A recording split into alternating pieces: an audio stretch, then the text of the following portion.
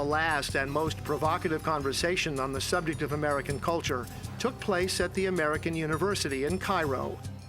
I looked up Abdullah Schleifer, formerly Mark Schleifer of Queens, New York.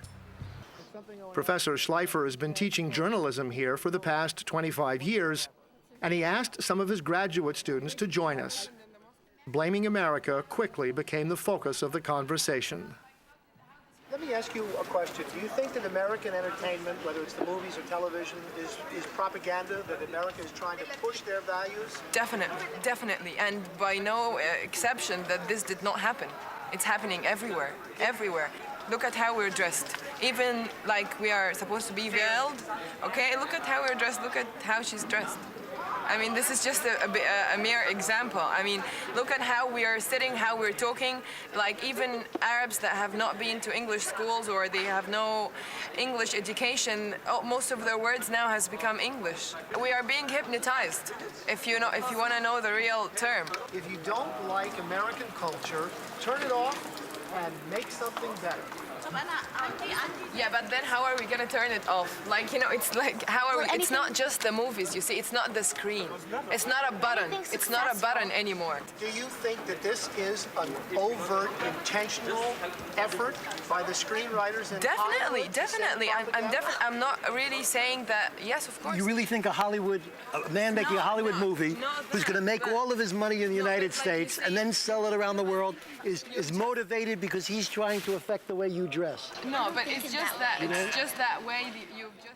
This young Arab woman grew up in the United States and took offense at the blaming of America. I have a point to make here. I think any successful country has has its influence on other countries.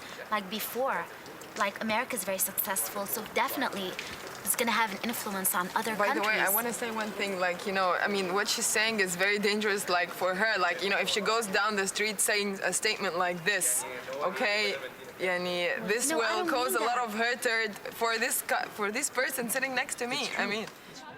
But there's often a love-hate relationship with America, as expressed by this student. I know a lot of people of my friends and my same age, 24, 25, and they are really anti-Americans, and they are dreaming to have an American nationality or an American passport or living in America. Scholarship. Yeah, for scholarship, even to live there, to get a green card and live there. They are dreaming about the life in America. No, to live there, to live there and make a family. If they're anti-American, why do they want the green card? They want the lifestyle. They want the dream of living in America, of being an American. The luxury. So you would say the hatred is political. The hatred is political. No, but that's it. The hatred is political, not cultural. After the conversation ended, I asked Professor Schleifer to put some perspective on what I had heard. Like Dimitri in Beirut, Schleifer thinks American culture is driving some Arabs toward radical fundamentalism. Fundamentalism, radical fundamentalism, I'm trying to suggest, is a reaction to radical westernization and modernization. Modernization, unfortunately, one of the side effects of modernization is it despiritualizes the universe. It's simply a bunch of people in Hollywood trying to make a buck.